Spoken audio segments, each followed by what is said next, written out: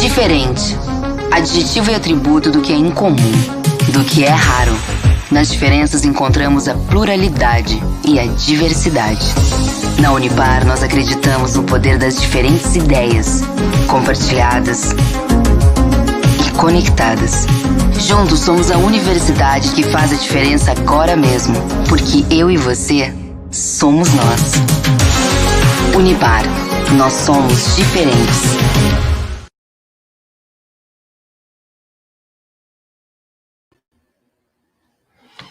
Olá, pessoal, muito boa noite.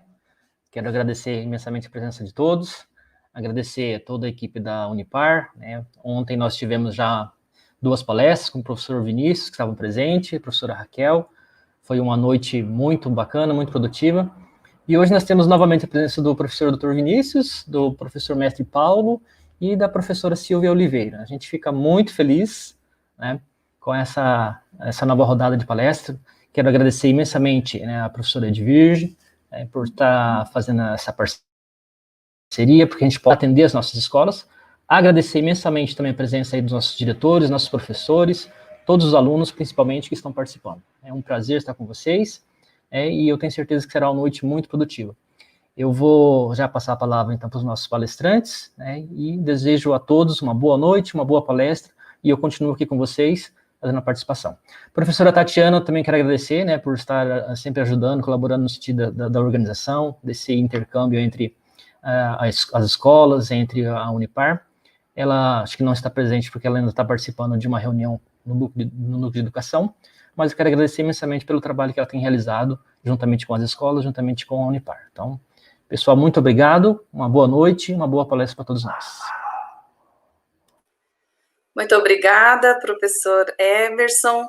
A gente está muito feliz em estarmos aqui falando sobre temas que são bastante importantes na formação, seja na formação técnica, e esses temas que são tratados ou que serão tratados hoje e nas demais palestras que nós teremos aí ao longo de alguns eventos que nós teremos, eles atendem também toda uma visão que nós estamos tendo, ou que nós teremos necessidade no momento pós-pandemia, né? Tudo se transformou, tudo se transformando, nós estamos ainda em transição dentro desse processo, né, pandêmico, e esses temas vêm, então, no sentido também de trazer informação e, de repente, novas perspectivas a respeito do curso técnico, de uma profissão futura, de como se comportar, de como pensar você como profissional daqui a pouco, o ano que vem, daqui 2 anos, 5 anos, e todas as demandas que nós teremos aí no mundo futuro próximo, que vão ser diferentes, as exigências já são diferentes. Então, nesta noite, nós teremos o professor Paulo falando sobre um tema específico da engenharia, e o professor Vinícius trabalhando a questão ligada à saúde, voltada, então, à formação que existe lá no curso de farmácia. Então, professor Paulo, seja bem-vindo, muito obrigada, e eu passo a palavra para você, então. Obrigada, professora Silvia. Boa noite a todos que estão me ouvindo. Obrigado, professor Emerson, pelo espaço que está sendo cedido para que a gente fale, então, sobre temas importantes aí para a nossa sociedade, né? Então, hoje eu irei apresentar aqui para vocês um tema muito importante, que é a proteção contra incêndios, né? Então, mais voltado aí para o pessoal que estuda, então, o curso técnico, a especialização de segurança de segurança de trabalho, né? Então, a gente tem aqui alguns tópicos que é abordado dentro desse tema. E a proteção contra incêndios é um destes, né? Apesar de parecer um tema simples, ele não é um tema tão simples, né? A gente precisa entender que apenas não são equipamentos para prevenção de incêndio, mas também todo um treinamento, todo um cuidado, todo um gerenciamento que deve ter, começando às vezes até mesmo no projeto. Então, a segurança e proteção contra o incêndio é muito importante, né? Então, só me apresentando um pouquinho antes aqui, né? Eu sou o professor Paulo, eu sou coordenador do curso de Engenharia Civil e Arquitetura e também do coordenador do curso de pós-graduação em Engenharia e Segurança do Trabalho aqui da Unipar de Paranavaí. Então, falando com vocês aqui, né? Por que estudar esse tema, né? Por que é importante esse cuidado, essa proteção contra o incêndio? Então, pessoal, no decorrer da história, né, inúmeros os acidentes que causam muitas mortes e comovem o país, né, as nossas famílias, e causados muitas vezes por incêndios que poderiam ter sido evitados, né? Então eu trouxe 2 casos aqui, mas existem muitos outros casos, né?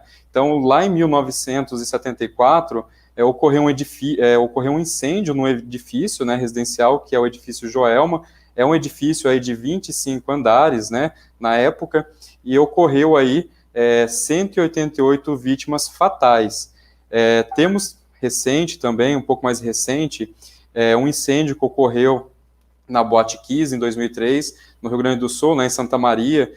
Foi notícias de muitos jornais que apresentou esse caso, né, e lá, além de inúmeras vítimas, né, que ocorreu fatalmente, também teve outras que ocorreram sequelas e assim por diante. Então, nesse caso aqui, foram 242 vítimas, né, fatais, que vieram a óbito aí, ou no período do próprio incêndio, né, durante a questão ali das saídas, né, e também posteriormente pela inalação do gás tóxico, no caso, que foi inalado durante a queima, né, a combustão do incêndio.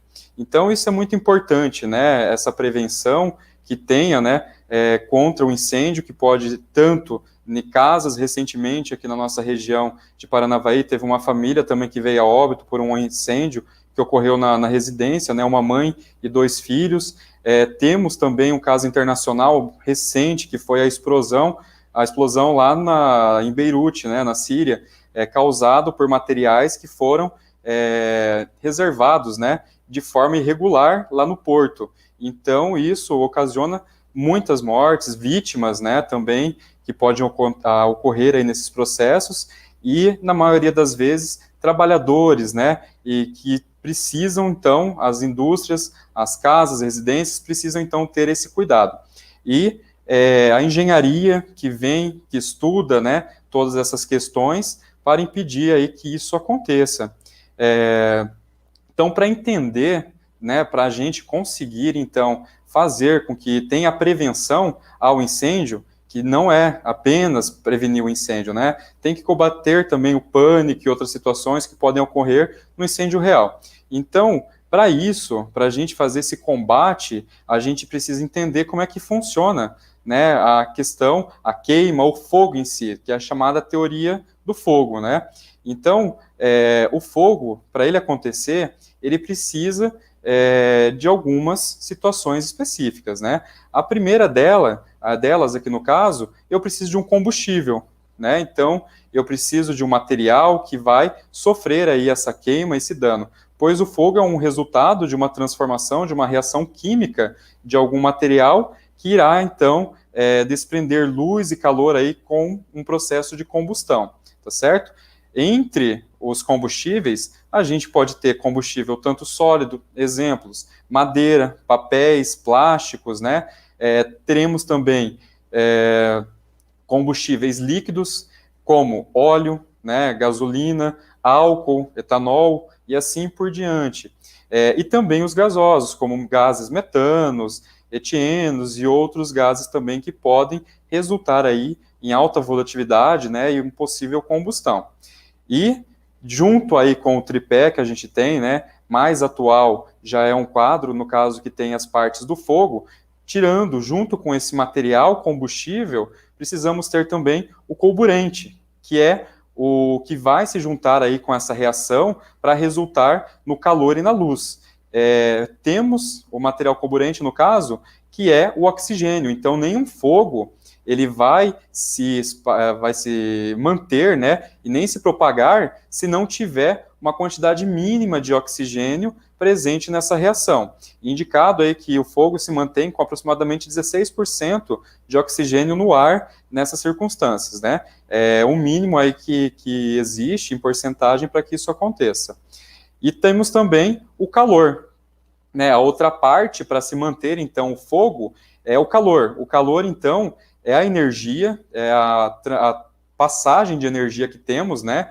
Para que essas células se entrem em combustão, né? Que ocorra essa transformação química, né? Essa transformação física também, e vai acontecer com que se propague, né? E temos aí a quarta maneira, que é a reação em cadeia. Então, uma coisa pode começar a se desencadear em outras. Então, é muito importante a gente entender todas essas partes que compõem um incêndio, compõem o fogo em si, que é o agente do incêndio, para que, então, a gente possa combatê-los, né? Então, vamos ver algumas formas de ocorrer esse combate, né, ao incêndio, e sempre vai ser atacando. Ou iremos atacar o combustível, ou o comburente, né, ou em si o calor. E temos também técnicas de compartimentização quando a gente trabalha em projetos, né? Por exemplo, nós temos a escada, né, que feitas em edifícios, que ela tem que ser toda revestida com determinada espessura de parede, a porta com determinado tipo de material, ela tem que ficar numa parte específica, né, do prédio, ou para que ocorra também esse local fica um local seguro para que ocorra, então, a saída das pessoas, né, em segurança, que não ocorra, então, entrada de fogo nesse compartimento, né? Então, isso é muito importante, prevenir também essa propagação, essa reação em cadeia que pode acontecer com o fogo, né? Bom, então, é importante também conhecermos os tipos, as classes dos incêndios, né? Então, são inúmeras formas, nós vimos que existem alguns tipos de combustíveis, né? E cada um deles, a gente precisa entendê-los para que ocorra a melhor forma de combate, né? E, por exemplo, temos, então, 4 classes, né, de incêndios. A classe A, ela vai ser, então, incêndios que os combustíveis, no caso, serão sólidos, como papéis, né, como madeiras, e assim por diante. Essa parte sólida aí que não tem uma certa toxicidade. Então, existem algumas formas de combater esse tipo de incêndio que vai ser diferente das outras, né? E temos também a classe B, então aqui já estamos lidando com líquidos inflamáveis, nesse caso, então aqui temos, exemplo, gasolina, né, óleos e assim por diante. Então, a diferença entre o sólido e o líquido é que a classe A, quando ocorre a queima, ela é mais profunda. Quando ocorre um fogo, vai ser mais profundo, então vai ficar os resquícios, irá ficar, no caso, a cinza posteriormente dessa combustão. Já na parte líquida, né, na classe B, o incêndio classe B, ele já é um pouco mais superficial e tende a não deixar, nesse caso, cinzas, né? Já a classe C de incêndios são aqueles causados por dispositivos elétricos, né? Então, tem que ter um cuidado para entender essas classes para que ocorra um combate não adequado. Por exemplo, se for um incêndio de classe C, eu não posso, por exemplo, jogar água, né? Eu vou causar danos nos equipamentos, e não só isso, eu posso piorar a situação. Então, existem tipos específicos de combates que vão acontecer quando seja uma classe de incêndio C, tá certo? E temos, por fim, a classe de incêndio D, né? Nesse caso, a classe de incêndio D é quando temos metais, alguns tipos de metais, como magnésio, por exemplo, e outros inflamáveis, que possam, então, ocorrer essa explosão, ocorrer um incêndio, né? Esse aqui é um tipo de incêndio um pouco mais criterioso para que tenha, então, esse combate, ok? Bom, como eu falei, temos alguns métodos, então, de extinção do fogo. Para que, então, previna, né, o fogo, para que ocorra, então, a extinção do fogo quando ele ocorre, temos alguns métodos, como eu falei anteriormente, atacando, né, as partes que o compõem, ou seja, o combustível, o oxigênio ou o calor. Sem algum desses três, ele não irá ocorrer, né? Então, os métodos de extinção são atacando essas formas, essas partes do fogo. Então, A primeira que a gente tem aqui é a extinção por retirada de material. Então, como é que funciona essa retirada de material? Ela trabalha também na forma de prevenção, né? Então, os materiais têm que ser alocados de maneira correta, né, dentro dos compartimentos, dentro da indústria, por exemplo, equipamentos e materiais que são voláteis, que tenham uma alta capacidade aí de inflamação, de inflamar e, no caso, explodir, por exemplo, formar calor, a gente precisa ter um tratamento adequado, deixar esses materiais isolados, né? E após também um incêndio, ocorre um incêndio, esse método da extinção é isolando, né? Isolando esse material, isolando os materiais que possam, então, conduzir e continuar essa propagação desse fogo, tá certo? Então, a primeira parte, a extinção por retirada de material, ele vai atacar onde? O combustível. Ele ataca, então, no combustível, tá certo? Temos o segundo, que vai ser por abafamento ou resfriamento. Esse abafamento, então, ele vai entrar atacando o oxigênio. Então, exemplo claro, né? Se a gente tem uma vela, por exemplo, a vela está queimando. Se eu colocar um copo, a vela, né, dentro desse copo com o fundo fechado, a vela irá se apagar. Por quê? Depois de um tempo, vai acabar a quantidade mínima de oxigênio que existe para que esse fogo continue a sua reação. Então, por abafamento, ocorre o ataque, então, na fonte comburente, né, que é o oxigênio em si. Depois temos também a forma de extinção do fogo por resfriamento. Então, por resfriamento, ela irá atacar o calor, tá certo? Então, como eu falei, o calor é o que dará energia para que esse fogo continue se propagando, né? Então, temos um fogo, esse fogo irá aumentar a temperatura de um outro material que entrará em ponto de fulgor aí nesse caso e entrará em combustão, né? Então, se eu ataco esse calor, como, por exemplo, jogando água, né? É um dos métodos que ocorre, então, esse resfriamento, né? Vai ocorrer, então, um ataque no calor. E temos, por fim, o método aí, né, da extinção do fogo através da extinção química. Esse processo trabalha como, né? Esse processo, então, a gente viu que é uma reação química que ocorre ali entre o combustível, né? E também o comburente, o oxigênio em si, precisando do calor para eles se formarem.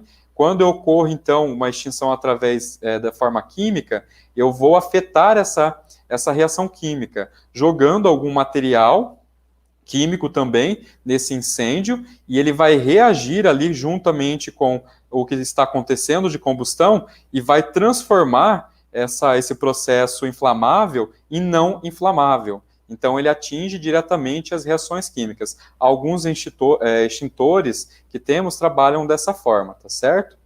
Bom, é importante, né, como eu falei, a gente conhecer o fogo, as partes que o compõem, para que a gente possa, então, trabalhar na prevenção e também na extinção, como os métodos que a gente viu anteriormente, tá certo? E para isso, também temos alguns equipamentos de combate ao incêndio. Eu trouxe alguns deles, mas temos vários outros, né, como sprinklers, temos também o hidrante, né, que também é um método que geralmente o Corpo de Bombeiros utiliza para retirada de água, né, nesse caso, e temos também extintores. Então, os extintores, pessoal, existem alguns tipos, né, e eles vão ser recomendados para determinadas classes, né, por isso que é importante a gente entender as classes de incêndio. Eu não posso utilizar qualquer tipo de extintor em todas as situações. Então, temos um extintor de água pressurizada, que é um deles. Então, no interior desse material, desse extintor, geralmente ele fica ou no chão, né, em parede, tem que ser bem delimitado o seu local de fácil acesso, e as pessoas que utilizam esse meio ambiente têm que ter treinamento para o seu uso, né? Então, é muito importante, além de todas essas técnicas, treinamentos, né? O treinamento é muito importante também para o sucesso na prevenção de incêndio. Então, o extintor de água, então, pressurizada, ele vai ser um agente indicado para o classe A, que são a partes sólidas, né? Como materiais de madeira, como papéis e assim por diante. A forma que ele vai atacar, então, vai ser por abafamento, né? Ele vai também fazer aí esse resfriamento, né? E também o abafamento. Então, primeiramente, ele vai agir resfriando o local, retirando o calor, né?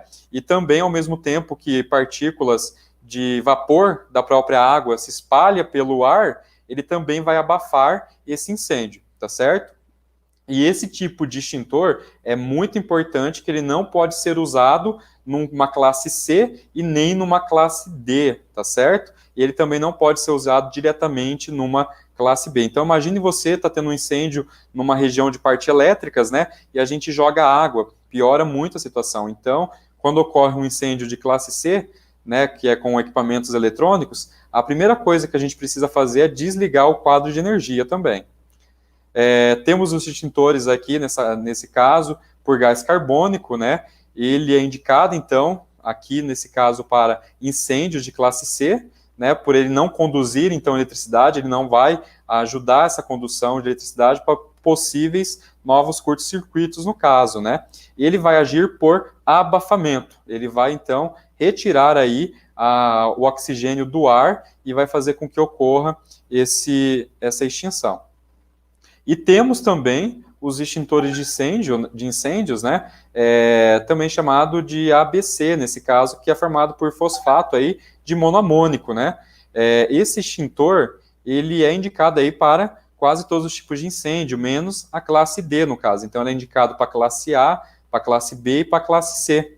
Né? Então, muitas normas, as NPTs, já indicam qual é o tipo de extintor que precisa para cada tipo de ambiente relacionado com o seu uso, né? Ele vai agir por abafamento, ele é um extintor do tipo pó químico, tá certo? Ele é um do tipo pó químico e ele vai agir, então, nesse tipo de incêndio. Então, ele é uma eficiência e segurança maior do que apenas o pó ABC, né? E ele não é nocivo à saúde. Bom, pessoal, visto isso, né, como o nosso tempo também está curto, quais são as principais causas de incêndio? Entender as causas também ajuda a gente a preveni-las, né? Então, grande parte dos incêndios são causados por instalações elétricas mal feitas, né? Ou com sobrecarga, no caso, formado por gatos aí de energia. Então, essas instalações elétricas precisam ser muito bem feitas. E a gente percebe que geralmente ocorre um curto-circuito que vai resultar em um incêndio. No edifício, que eu mostrei para vocês no começo aqui da nossa apresentação, no Joelma, aconteceu um incêndio através de um curto que ocorreu numa instalação de ar-condicionado. Então, olha o prejuízo que aconteceu, né? Outras causas, fumar em local proibido, né?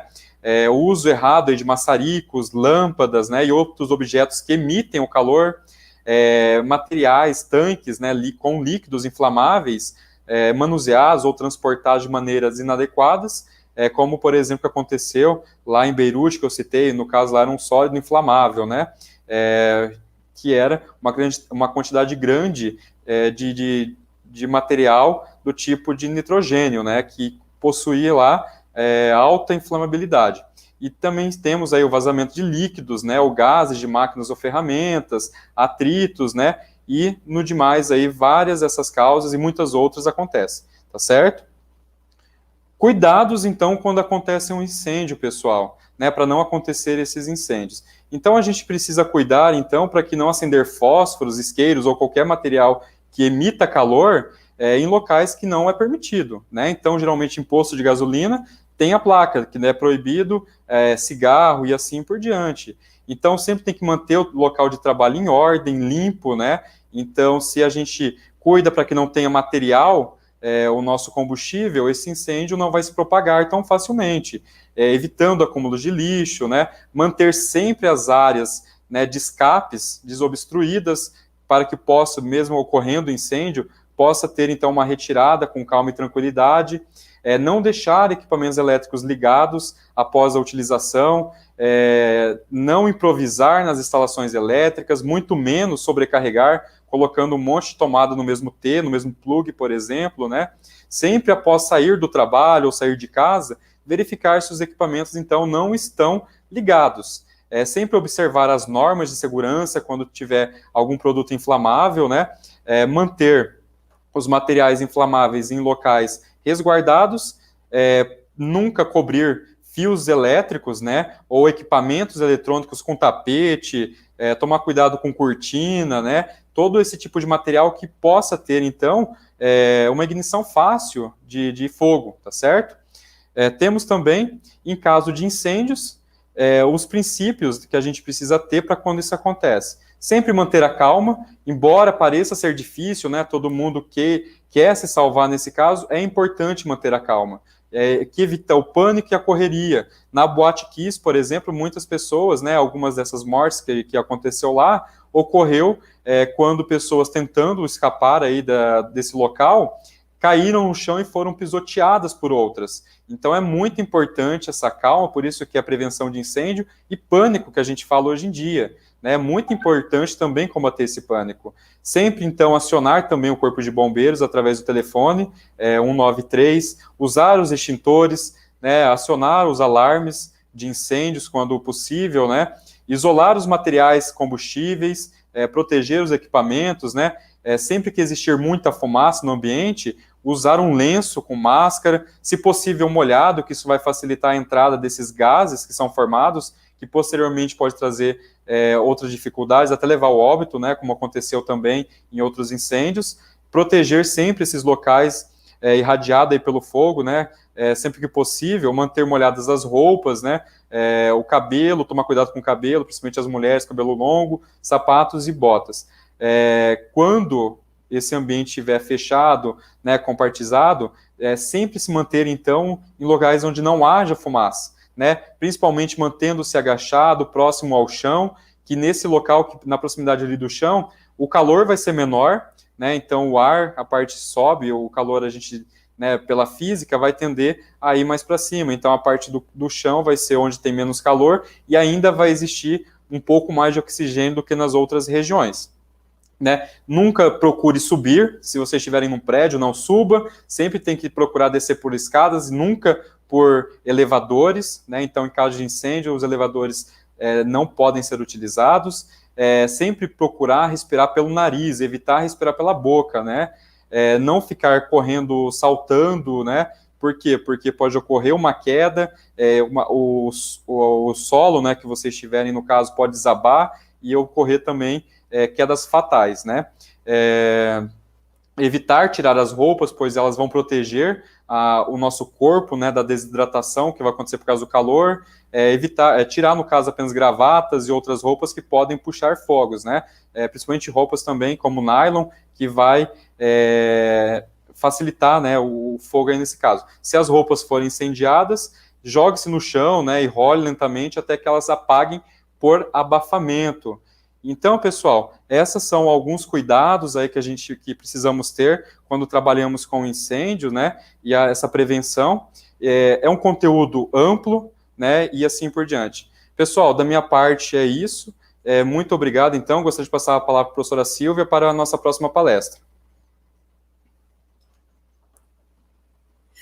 Muito obrigada, professor Paulo, foi excelente, foram excelentes as informações que o senhor nos trouxe hoje, que você nos trouxe hoje, e é interessante dizer que os assuntos que nós trouxemos para esta noite, para este evento, eles são pertinentes para todos os cursos, uma vez que nós, trabalhando, sabendo da prevenção de incêndio, é muito importante.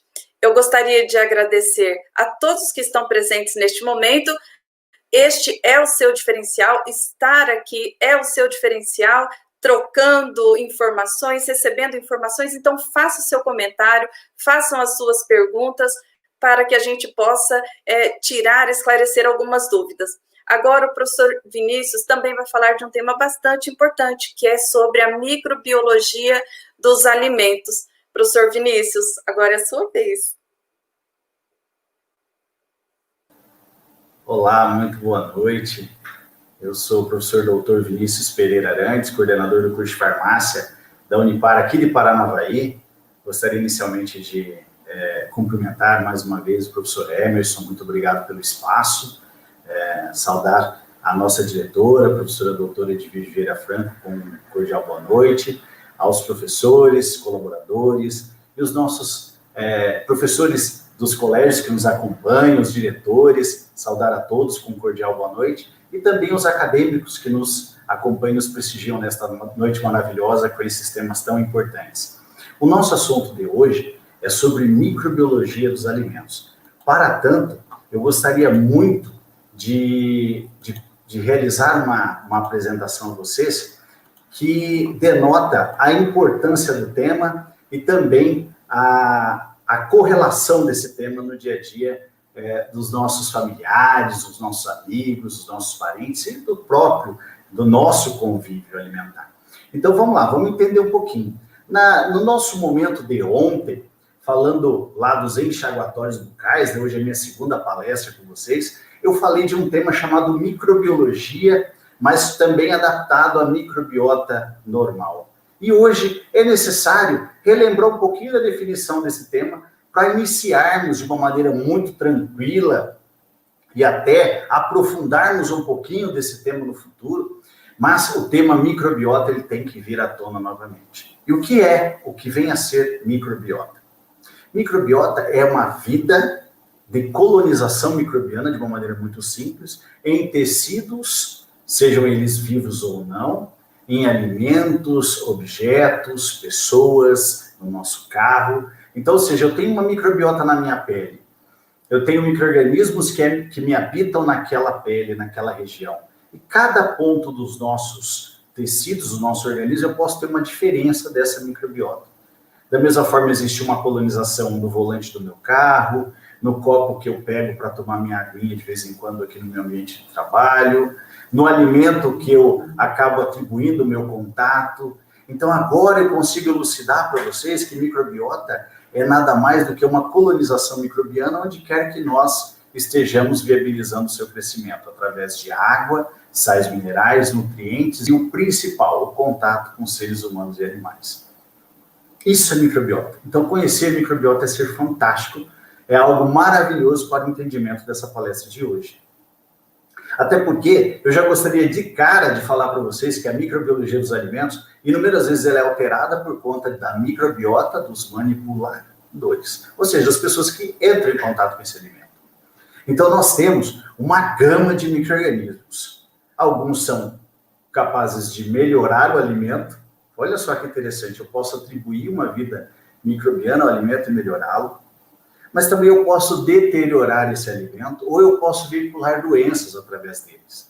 Então, microbiologia dos alimentos é algo tão vasto, é tão gigantesco, que eu gostaria de iniciar também a minha fala colocando a vocês, apresentando a vocês que esse tema ele precisará ser abordado outras tantas vezes para que nós venhamos a esmiuçar melhor esse assunto. Então, longe de mim, longe do propósito da noite de hoje, entregar todo o conhecimento de microbiologia dos alimentos. Jamais. É apenas uma apresentação para inseri-los num tema proposto. Então vamos lá, professor, vamos falar disso. Vamos falar de microbiologia dos alimentos. Para entendimento do que é microbiologia dos alimentos, é preciso diferenciar alimento seguro inicialmente. Esse termo, alimentos seguros, ele está caracterizado há um bom tempo na nossa literatura científica. E o que vem a ser isso? Alimento seguro, gente, não significa que seja um alimento livre de colonização microbiana, mas sim um alimento que não venha a causar dano e nem um prejuízo à saúde daquele indivíduo que venha a ingeri-lo, que venha a utilizar aquele alimento na sua nutrição. Mas sim, compreende uma atividade biológica, ou seja, uma microbiota presente, mas desde que de forma sanitária e nutricional não altere nada este alimento para o consumo. Então, alimento seguro é aquele que você come no seu cotidiano, no seu dia a dia, e que nenhum mal venha lhe causar. A partir de uma saída, um escape deste termo, nós consideravelmente poderemos ter um alimento não seguro.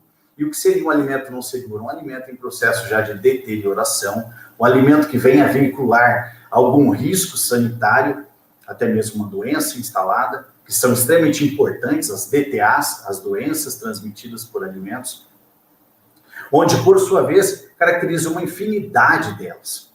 Mas, vamos com calma, vamos falar de ponto a ponto, para chegarmos nos momentos mais interessantes dessa fala.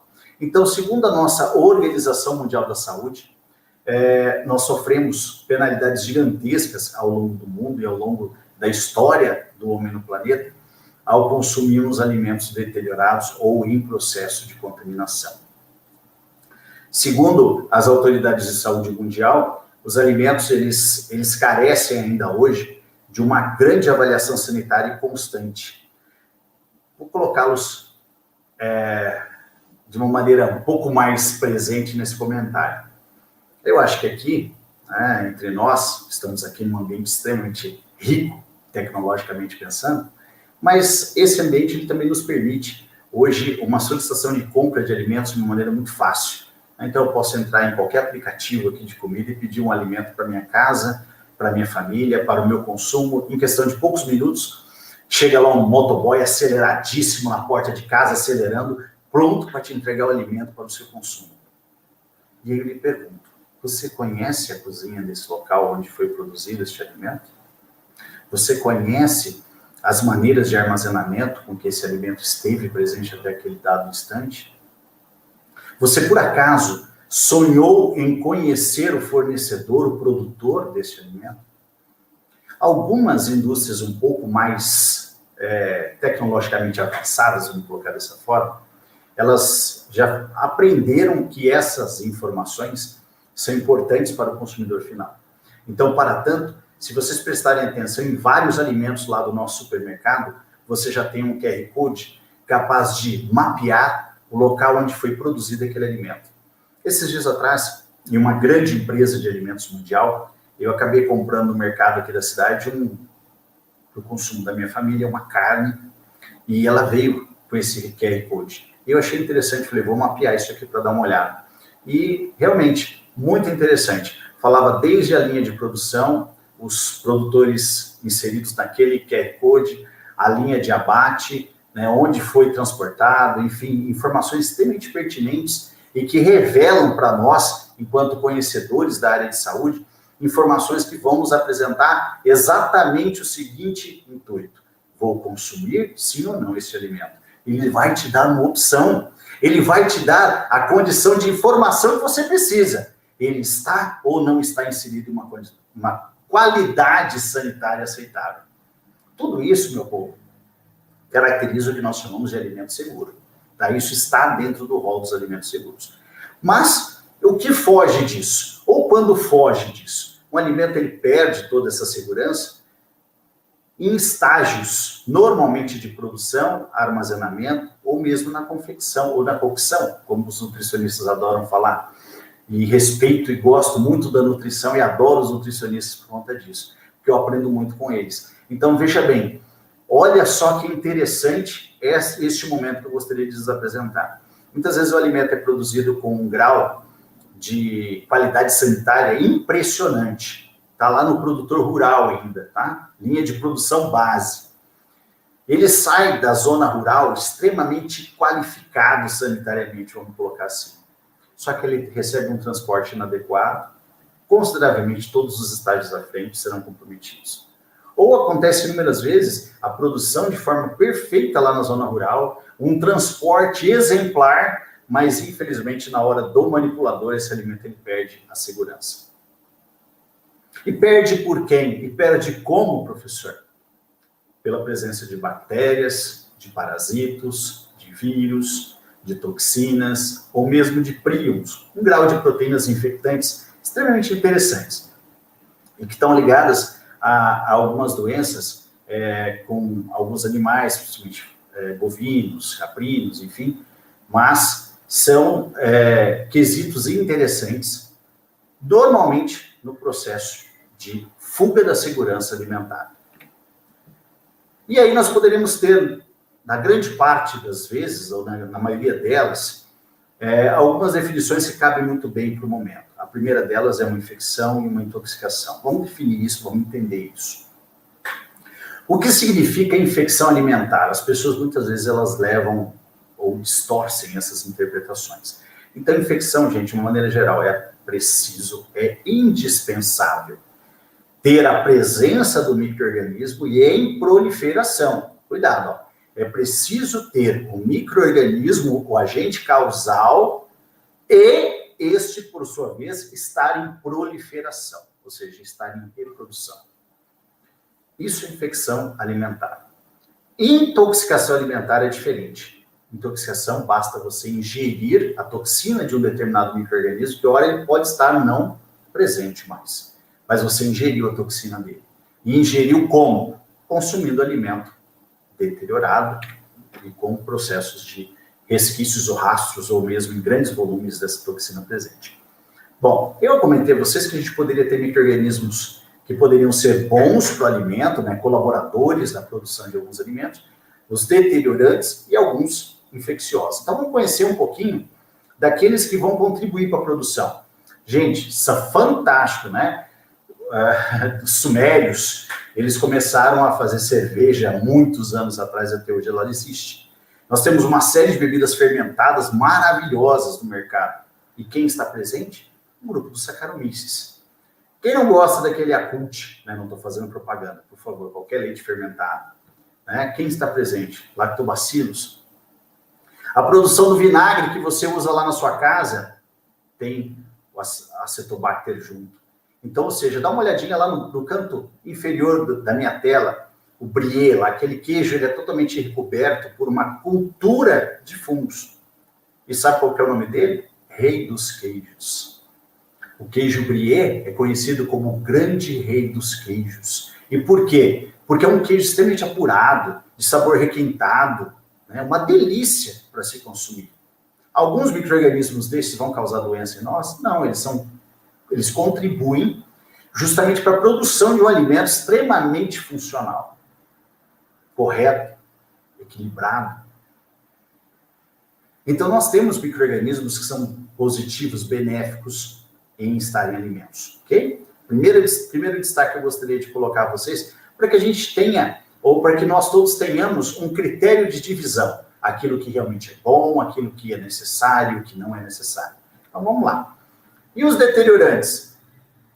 Toda vez que nós preparamos um alimento em nossas residências, todos esses alimentos eles vão passar a ter o que nós chamamos de tempo de prateleira. O que é um tempo de prateleira?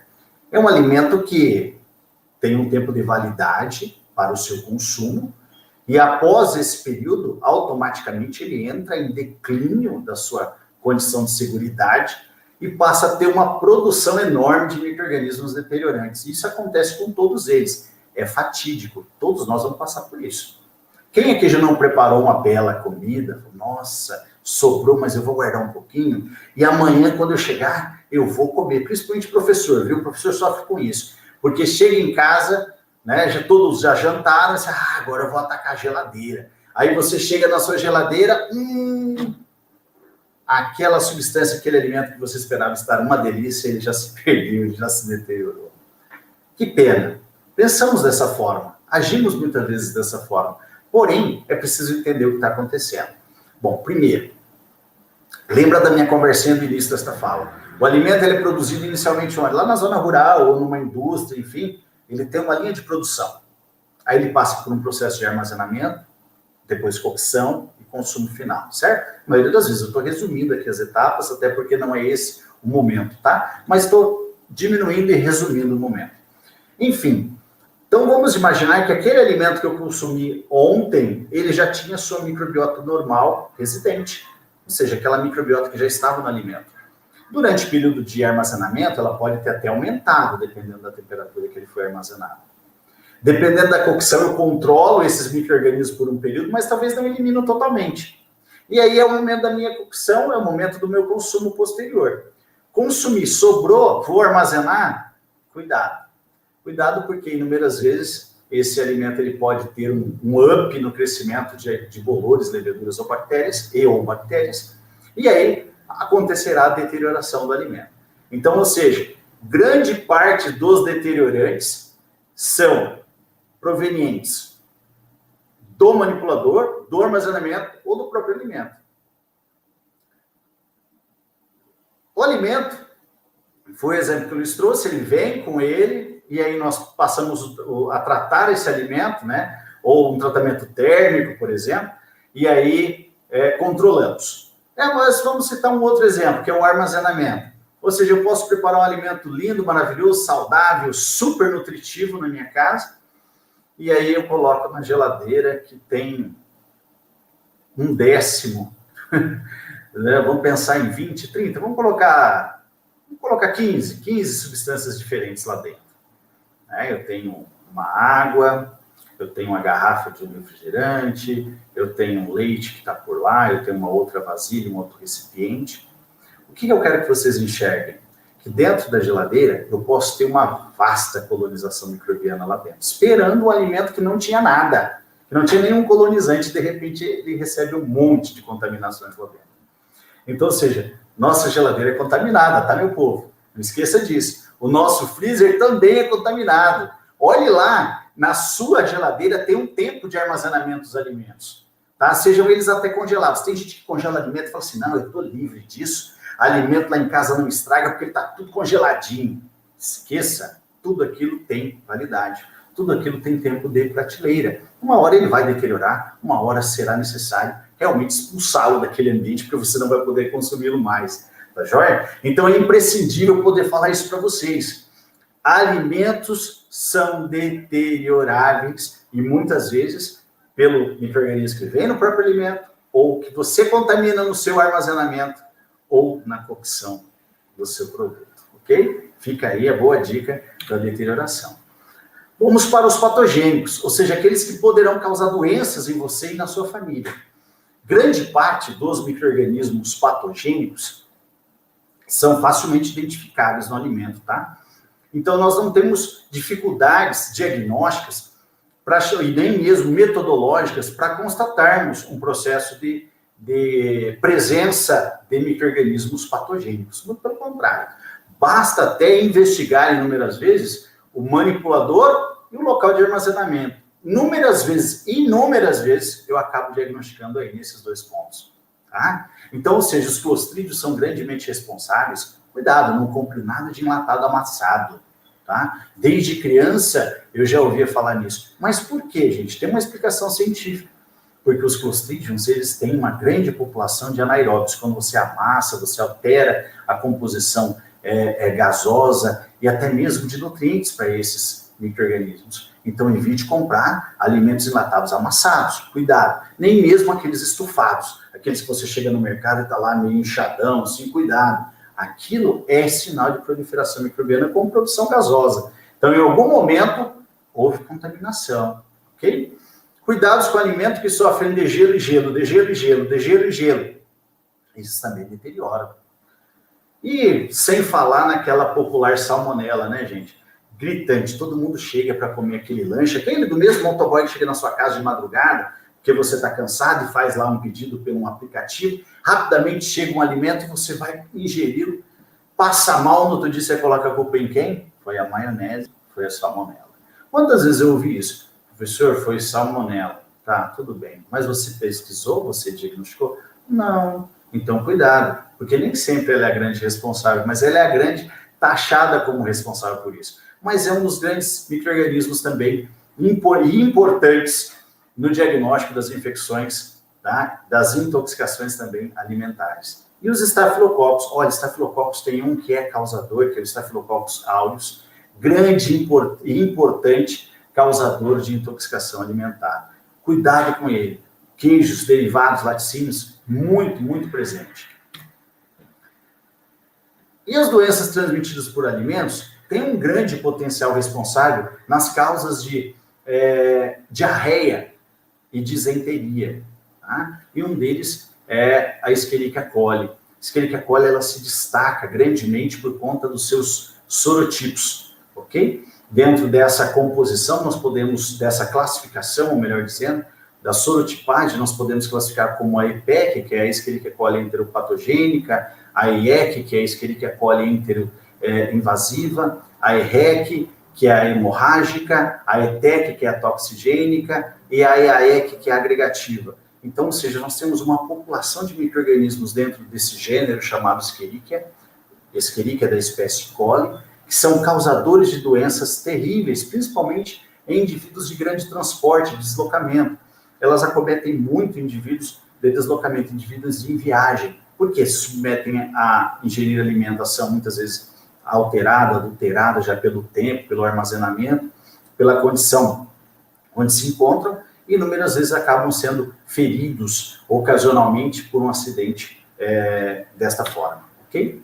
Aí entra a salmonelose também, extremamente importante, que já falamos um pouquinho dela, a shigellose, os Staphylococcus aureus, o víbrio cólera, como a cólera é uma doença extremamente grave nos quadros diarreicos, né? No nosso país nós temos incidência muito alta de Staphylo, Escherichia coli e salmonelose, tá joia?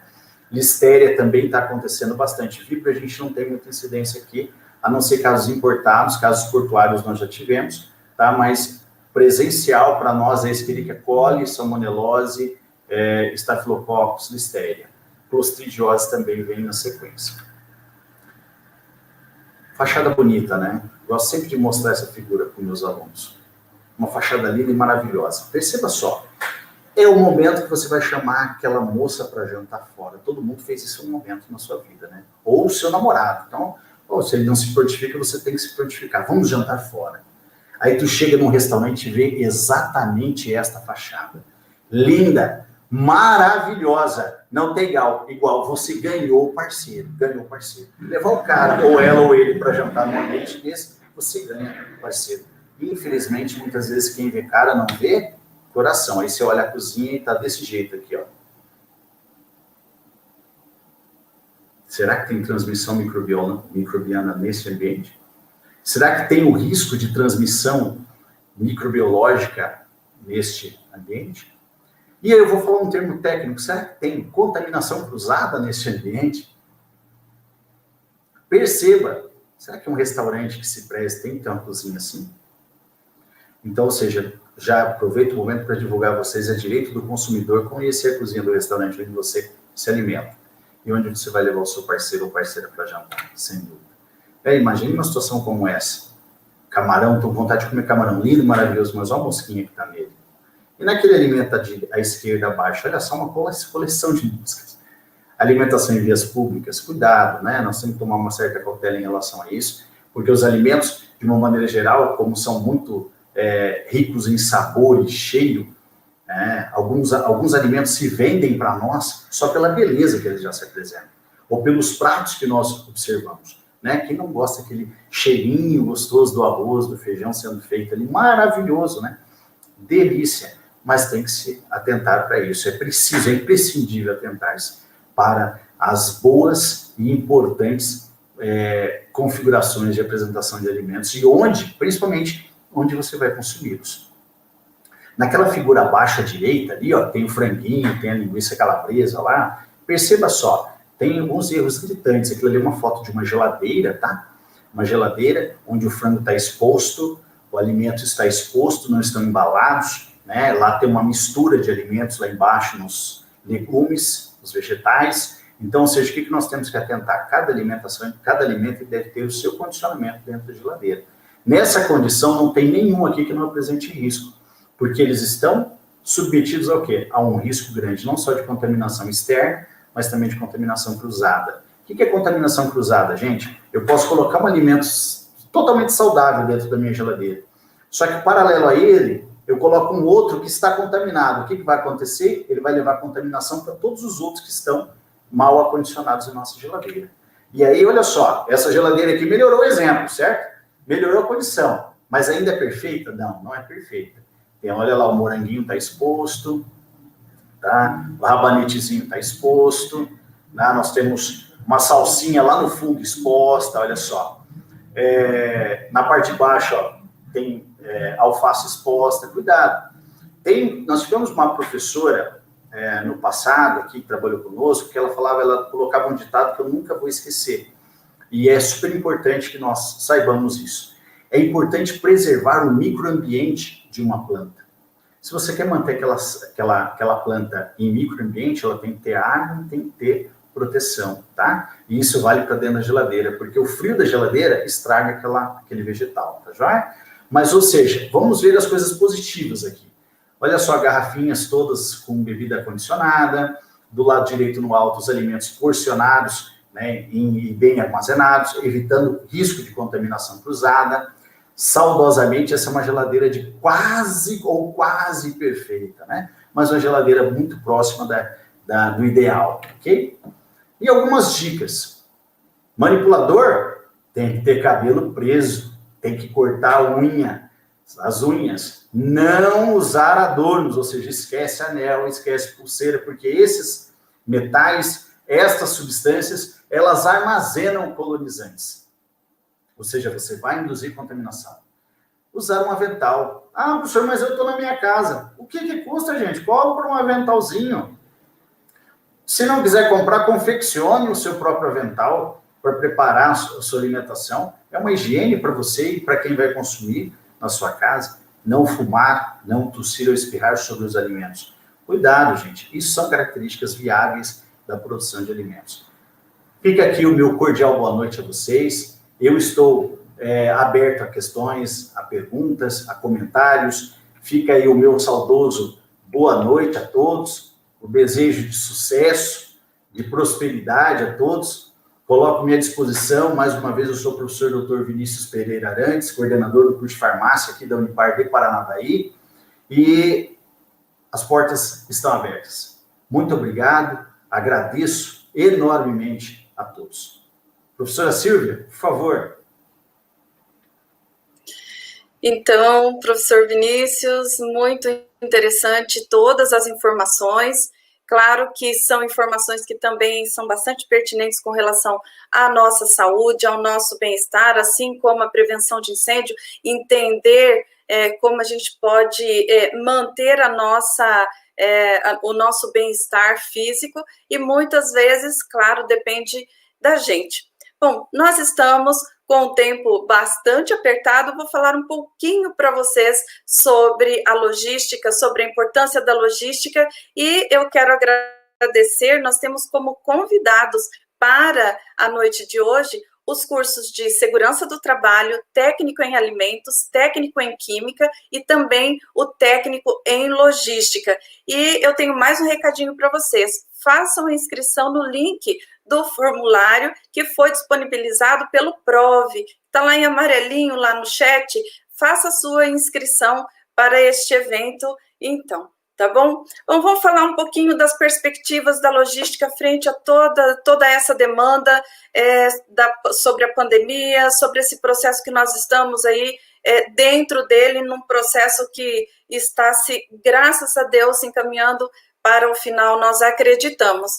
Nós temos tudo que nós fazemos, a gente fala assim, a gente não olha, muitas vezes a gente não tem a consciência de que tudo que nós temos, tudo que nós utilizamos, acontece por meio dos processos logísticos. Então, a logística é uma atividade bastante importante em todo o contexto, vamos dizer assim, da vida humana. Para a gente apagar um incêndio, nós vamos precisar do equipamento. Para esse equipamento chegar até a empresa, ele precisa de logística, mas antes dele chegar até a empresa, e daí ele já é produto pronto, acabado, né, ele teve todos os seus insumos disponibilizados lá na origem, veio para dentro da fábrica, transformou esses insumos em um produto acabado, que esse produto acabado, de fato, são os equipamentos que nos ajudam a combater incêndio. E a gente só falou sobre o combate ao incêndio. Todos os nossos bens de consumo, tudo que nós consumimos, nós precisamos, então, da logística. Nós utilizamos os processos logísticos. E nesse processo de pandemia, nós tivemos alguns setores que foram impactados positivamente durante esse processo de distanciamento social. Nós ficamos muito voltados para o home office. E o que foi que aumentou, então? O e-commerce.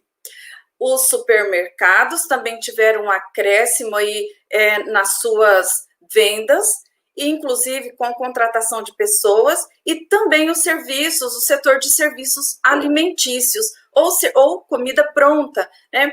E o mercado, as empresas, muito rapidamente se adaptaram a essas demandas, né? Nós começamos a ver as empresas, por exemplo, aqui de Paranavaí, já utilizando-se do WhatsApp e também o aumento do tráfego de mototáxis e também de entregas nas residências das pessoas. Bom, o e-commerce, ele cresceu gigantemente no primeiro semestre de 2020, né? Então, nós precisamos, o que o e-commerce tem a ver, então, com logística? Tudo que nós compramos facilmente, por meio de um clique, e que nós pesquisamos e que a tecnologia nos permite ter acesso, chega até a nossa casa por meio de um transporte.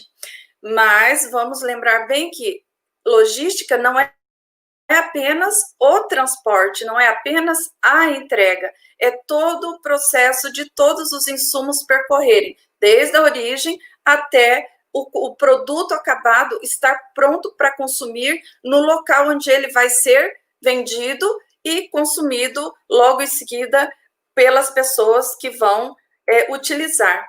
E quais foram as demandas, então, do setor logístico? Uma aceleração de agilidade nas informações, os níveis de automação e também utilização de tecnologia, atividades de home office, e que essas atividades demandam conhecimento em tecnologia e também a utilização de aplicativos, a desburocratização, ou seja, cortar passos que eram desnecessários nesse processo, um grande leque de fornecedores, isso a nível já global, internacionais, mas também fornecedores locais, o rearranjo desses fornecedores, um redimensionamento de estoques e de itens vitais, e também essa necessidade de transformar os processos de forma mais ágil. E nós temos, então, a logística mais ágil, ela normalmente vai utilizar o quê? Tecnologia. Se nós utilizamos para fazer compras mais rápidas e para fazer compras melhores, nós usamos a tecnologia nos aplicativos ou nos sites, nós também estamos já utilizando a tecnologia para entrega, né? Nessa figura, nós podemos perceber que a empresa está entregando pizza com drone, né? Como forma de segurança, então, para as pessoas que estão comprando, produzindo e comprando esse produto. Nós temos aí empilhadeiras sem operador, nós temos os softwares de gestão de estoque e nós temos ainda como uma tendência muito forte a internet das coisas, por exemplo, os caminhões que transportam os produtos da nossa economia, porque nós temos uma matriz montada rodoviária, né? Nosso modal principal é o modal rodoviário, ele já tem ligações de internet e que com essas ligações lá na cabine do caminhão, ele faz então o rastreamento da carga e outras informações já são feitas por meio de um computador de bordo. Então, o que nós chamamos também de internet das coisas. E eu gostaria de falar um pouquinho sobre a faixa salarial do tecnólogo em logística, e aqui nós já estamos falando de uma formação superior, então, na área de tecnologia em logística, e também esse salário que é mediano, né? Depois de de uma grande pesquisa que houve a nível nacional, esse salário já é do mês de setembro de 2020, e em média ganha-se 2.068 no início da formação, e o teto salarial a partir de 4.197, só que isso melhora, aumenta, de acordo com a experiência, de acordo com o tamanho da empresa, se for um gerente de logística, né, se for um diretor da área logística, os salários se avolumam bastante, né? Então, estas são algumas informações sobre o segmento, sobre a logística, na verdade, e que uma outra informação que eu gostaria de chamar a atenção é que, se nós observarmos todas as áreas de conhecimento, elas se falam, e todo conhecimento é importante. Quando nós temos conhecimento de como funciona algo, quando nós temos consciência sobre aquela informação, então nós passamos a agir com ciência, ou seja, nós temos conhecimento, né? E aí a nossa consciência não nos deixa ou nos permite agir de forma diferenciada. Bom, nós estamos chegando ao final.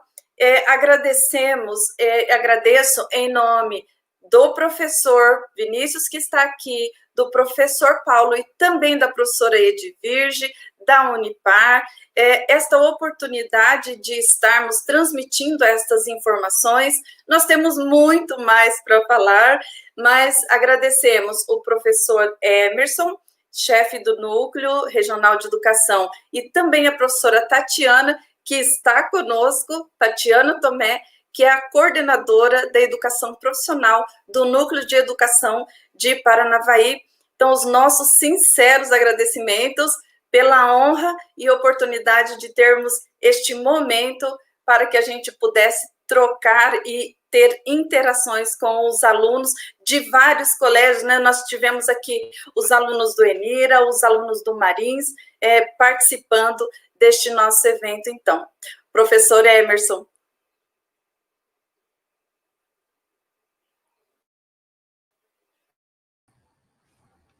Muito bem, parabéns aos três pelas falas, né? Palestras muito produtivas, muito interessantes os temas, né? Embora nós temos cursos aí diversos, mas eu tenho certeza que as informações são valiosas para todos, né? Independente do curso que está participando, as informações para todos bem importantes, bem pertinentes.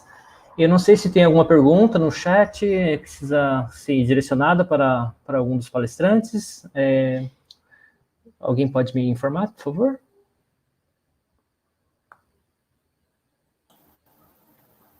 Acredito que não. Professor, até agora acredito que não. Tá, bom, o professor Paulo, o professor Vinícius ontem, né, ele citou que ele gosta muito quando você tem as palestras e você faz pergunta, né, então eu acho que ele abriu uma porta perigosa porque eu sou meio curioso, então eu vou fazer uma pergunta. Fique à vontade. Né? Enquanto não surgem perguntas aí no chat, eu vou fazer uma pergunta aí, se possível, para cada um dos três, né, então vou conversar com o professor Paulo, né, e primeiramente agradecendo a sua excelente explanação, né, foi muito boa a sua fala, assim como do professor Vinícius, da professora Silvia.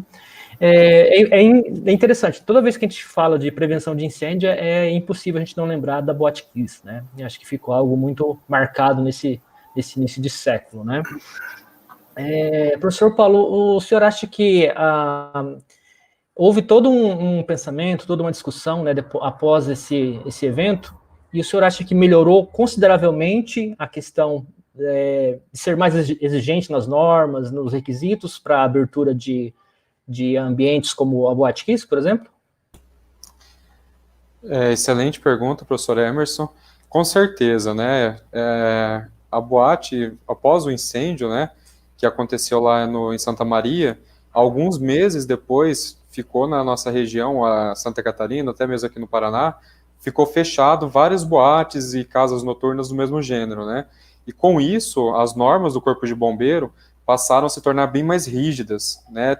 Tanto aqui em Paranavaí, podemos perceber que ficou um tempo alguns locais públicos, né, fechados devido a ajustes que precisavam ter aí no corpo de incêndio.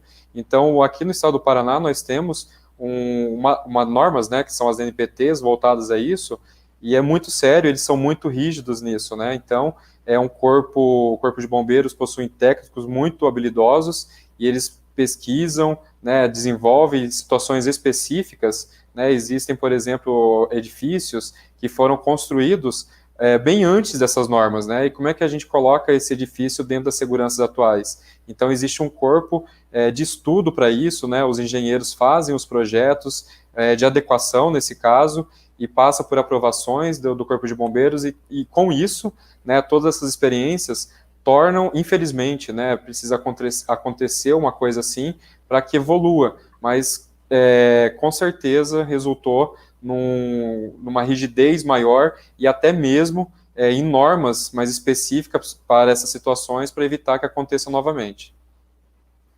Ótimo, obrigado. Professor Vinícius, né? Por exemplo, de ontem também, uma fala excelente, né? Eu gostei muito da fala de ontem e de hoje também, um tema que também me desperta bastante interesse, né? Quando eu me casei, então, eu sempre usava uma faca para cortar cada coisa quando eu ia cozinhar, né? Então, minha esposa ficava me perguntando por que daquilo, né? Que não é muito comum. De repente a pessoa usa uma faca, ele falava que era justamente para evitar a contaminação cruzada, né? Um exemplo assim. Bom, o senhor falou, né, sobre algumas dicas ali, né, para a questão de produção. E quando a gente tem um pequeno comércio, quando a gente vê, às vezes, quando começa a crescer, é que começa a ter ali mais problemas, né? Porque começa a lidar com quantidades muito maiores de alimentos, enfim, né? Bom, nós temos alunos, nós temos pessoas aqui que, de repente, possam estar nessa condição, né? E aí, algo muito importante, né, que seriam as boas práticas de fabricação, né? Quem está com algum tipo de comércio, ou que tem intenção, como que ele pode se inteirar dessas boas práticas, como que ele pode, então, se organizar para que ele faça a sua produção de maneira sem ter contaminação e algo prejudicial aos seus clientes? Ok, professor, agradeço a pergunta. Bom, na realidade, eu sempre coloco que para tudo que se vai fazer, existe a necessidade de um bom planejamento. Se você tem aí, como o professor comentou, né, a visão de pequenos negócios e esses negócios se tornam um pouco mais promissores e, consequentemente, vão alavancando maiores, não só giro de produtos, mas também de pessoas, de funcionários, extremamente interessante alavancar formação para esses profissionais. Então, eu vejo que nós temos que fomentar muito mesmo os cursos técnicos também, como vocês estão e possuem os cursos, na tentativa de preparar essas pessoas para o mercado de trabalho. Essas pessoas precisam continuar a buscar conhecimento. Nós temos cursos, isso distribuídos no Brasil inteiro, né? Nós temos pós-graduação na área também, mas enfim, vamos começar no básico aqui. Então, ou seja, vamos pensar em formar essas pessoas para o mercado atual, aquele mercado que necessita delas. E aí eu lhes digo o seguinte, a formação continuada é a grande charada das boas práticas de fabricação. Por quê? Nós tínhamos técnicas que eram empregadas no passado e que hoje estão obsoletas. Mas nós temos também técnicas que estão muito evoluídas no momento. Eu vou comentar alguma coisinha que vou tentar reunir essas informações. Bom, vamos pensar numa pizzaria que abriu recentemente as portas. Então, essa pizzaria ela vendia 100 pizzas por dia, tinha lá 4 funcionários, um pizzaiolo, alguém da gerência, enfim, era o suficiente. E eu gostaria de retratar, esse é um exemplo real que eu estou contando, tá? E aí eu observava, inclusive, numa discussão com um dos amigos, que a mesma pessoa que recebia o pagamento, por incrível que pareça, é esdrúxulo isso, mas também era aquela pessoa que ia lá buscar produtos no mercado e trazer para confeccionar as pizzas. Pera lá, veja bem, ainda existe isso? Com certeza. É aquele indivíduo que muitas vezes é o caixa da empresa, mas ele também dá suporte técnico na cozinha. Gente, isso não pode acontecer. Né? Então, ou seja, é uma forma de prática que está fora da nossa realidade. Uma outra comparação que eu gostaria de colocar, com a sua pergunta, que é fantástica, professor, e que abre portas para várias interpretações, eu gosto sempre de deixar a dúvida no ar assim, ó. Se você gosta de comer um lanche, não é que você está impedido de comer. Eu não estou impedindo ninguém de comer lanche aqui. Porém, faça a única observação que eu lhe peço no momento. Se você não tem condições de identificar a origem do produto, se você não sabe se o cara realmente é um bom manipulador ou não, observe só um quesito. Ele tem uma pia para lavar as mãos? Tem água e sabão para lavar as mãos, que é a mesma pessoa que prepara o seu lanche, que recebe o seu dinheiro. Ele tem pelo menos uma pia para lavar as suas mãos? Então, essa é uma outra pergunta que eu gosto sempre de deixar no ar, porque nada contra esses hamburgueiros, não é isso, mas é preciso pensar na higiene pessoal, até do manipulador, em todos os momentos da sua linha de produção. E aí eu comento mais uma situação, a relação dos cursos que o professor me questionou. Então, ou seja, tem cursos para isso? Tem. Então, nós temos instituições de excelente padrão, ministrando cursos no Brasil todo, inclusive tem cursos online, tem cursos de preparação de boas práticas de produção, não só de alimentos, como também na composição da edificação. O professor Paulo depois pode falar isso para nós aí melhor, que é a questão da construção da edificação para favorecer a boa prática de produção. Então, ou seja, a ideia de boas práticas ela não inicia do além, ela inicia de um projeto, né, que está envolvido não só na parte de edificação, mas de funcionários, armazenamento, produção e liberação desse produto para consumo final. Então, o técnico, o gerente, o responsável pelo setor, ele tem que estar em presença e contínua capacitação. Este é o termo. E eu dou os parabéns a vocês, que tem essa linha, né, de pensamento, tem cursos técnicos nessa linha, isso é fantástico, pensando sempre em promover qualidade e saúde para a população, porque esse alimento, ele vai parar na mesa de alguém.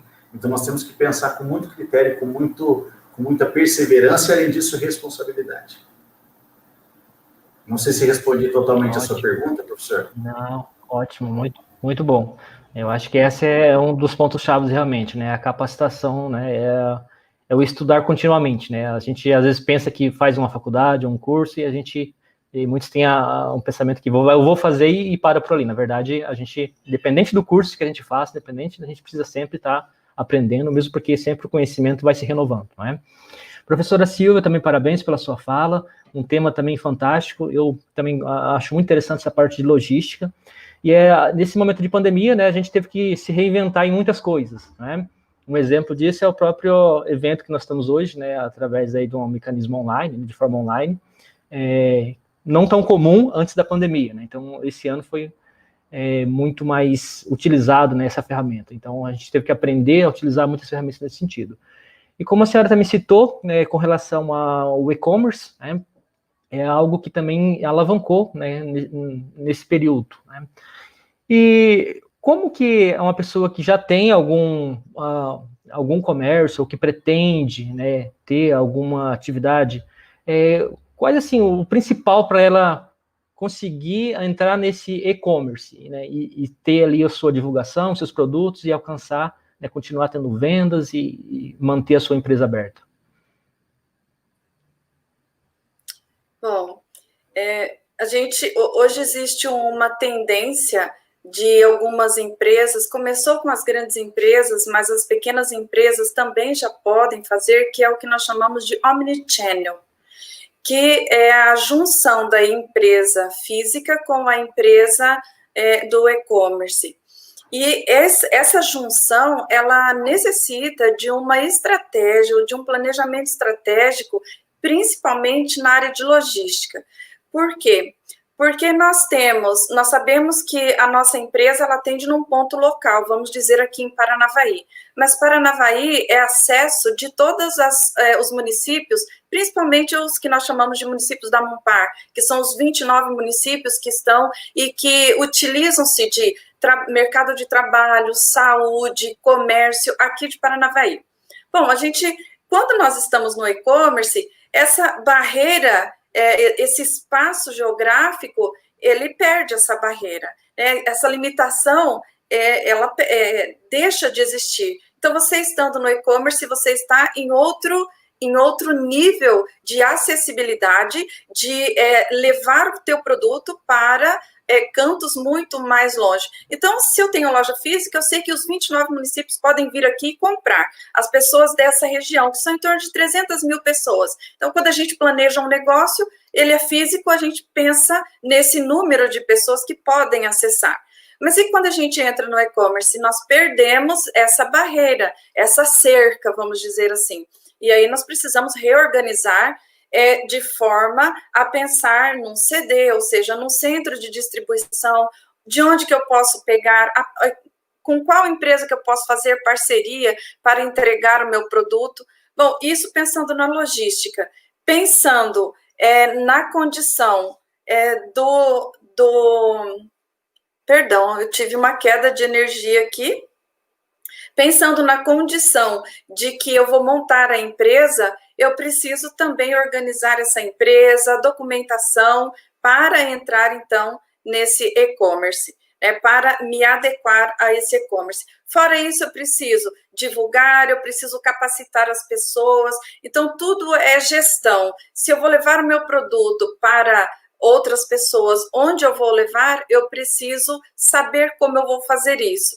Nós estamos num momento onde a capacitação é de extrema importância. Eu sempre falo, e meus amigos, colegas coordenadores, a gente tem trabalhado bastante juntos esses dias agora, e eu sempre digo, tanto nas minhas salas de aula, que nós só temos duas formas de sermos autônomos, de termos autonomia na nossa vida adulta. Ou nós somos funcionários, ou nós somos empresários. E, obviamente, nós estaremos dentro de empresas. E essas empresas são prestadoras de serviços educacionais, serão prestadoras de serviços de saúde, serão indústrias de produtos que nós consumimos no nosso dia a dia e que, se eles não existirem, de fato, a nossa vida não é a mesma, né? Então, todo esse planejamento, esse cuidado, principalmente de agora em diante, com a formação técnica, que é o hard skills, o conhecimento técnico, e principalmente as soft skills, que são o comportamento ou competências comportamentais, ou são competências comportamentais, é o que vai dirigir as empresas para o sucesso, né? Nós estamos muito mais dependentes de comportamento do que de conhecimento, no sentido de que as empresas contratam por currículo e por conhecimento, mas demitem por comportamento. Então, a gente não pode esquecer de que essas duas competências, elas precisam caminhar juntas nesse momento, e nesse momento próximo, pós-pandemia, ainda mais, porque nós vamos ter um retorno aí das relações pessoais, né? Vai haver uma demanda pelas relações, porque a gente ainda está muito afastado. E como que a gente vai retomar esse relacionamento mais próximo? A gente também vai estranhar, né? É isso. Muito bem, ótima explicação. Nós temos mais alguma questão? Mais alguma pergunta no chat? Só gostaria de agradecer ali, professor, que a professora Júnia Zacarias lembrou bem lá, nós temos em Paranavaí curso técnico em alimentos e curso técnico em cozinha, que atende, inclusive, as recomendações que nós comentamos na vossa pergunta aí. Então, parabéns, obrigado, professora Júnia, aí, por nos auxiliar. A professora Júnia é uma contemporânea nossa, trabalhamos juntos, e ela tem uma grande liderança na parte de alimentos. Obrigado, professora. Isso, Acho muito que bem. é isso. Bom, se não temos mais perguntas, né, então eu quero agradecer imensamente, né, a professora Silvia, o professor Paulo, o professor Vinícius, agradecer toda a equipe da Unipar, né, a professora Edvirge, a Bel também, que entrou em contato comigo, então todos que colaboraram, né, que de repente a gente não ficou sabendo, mas enfim, todos, ao Ítalo, que está no suporte aqui também, né, então agradecemos imensamente a todos, né, pelas excelentes explicações, excelentes falas, e a gente agradece essa parceria e esperamos, né, que os nossos alunos tenham gostado e que tenham contribuído para a sua formação, né, e que acho que a ideia principal da noite é aquela, né, de buscar sempre a formação, buscar sempre a capacitação, para que possa cada vez mais aprender e melhorar naquilo que se propôs a fazer. Então, gente, muito obrigado, tá? E a gente fica à disposição no grupo também. Muito obrigado. Parabéns, tá? Um abraço, uma boa noite a todos. Obrigado. Boa noite, até logo.